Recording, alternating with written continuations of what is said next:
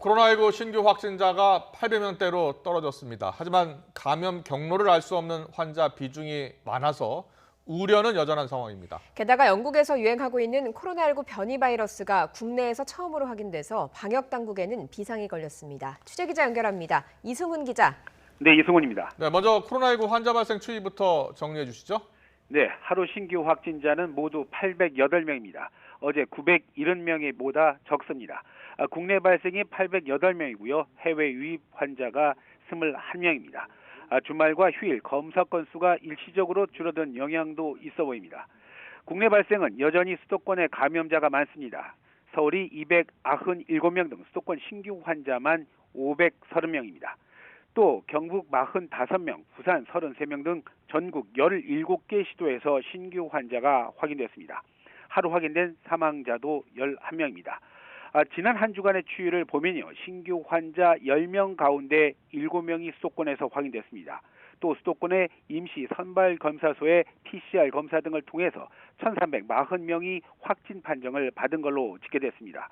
최근 1주간 사망자는 모두 134명입니다. 80대 이상이 81명으로 가장 많았고요. 또 50대에서 2명, 40대에서도 1명의 사망자가 확인됐습니다. 네, 오늘 확인된 변이 바이러스 국내 유입과 관련된 내용도 정리해 주시죠. 네, 영국발 변이 바이러스가 첫 확인된 사람은 영국 입국자 3명입니다. 지난 22일 영국 런던에서 입국한 가족인데요. 감염이 의심되는 또 다른 입국자도 있습니다. 영국에서 입국했다가 확진 판정을 받은 가족 4명인데 현재 변이 바이러스 감염 여부를 조사하고 있습니다. 조사 결과는 이르면 이번 주에 나올 걸로 보입니다. 잘 알려졌다시피 영국발 변이 바이러스의 전파력은 기존 바이러스의 1.7배로 강합니다. 또 남아프리카 공화국에서는 코로나19 2차 유행의 원인이 되기도 했고요. 정부는 이 바이러스의 국내 유입 차단을 위해서 지난 23일부터 영국 런던을 출발해 인천국제공항에 도착하는 모든 항공편의 운항을 중단했습니다.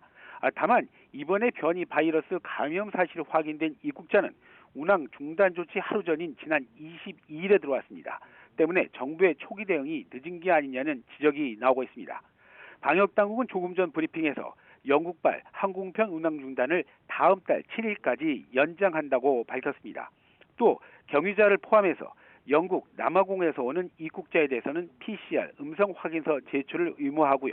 외교나 공무, 인도적 이유를 제외한 모든 신규 비자 발급은 중단하겠다 이렇게 밝혔습니다.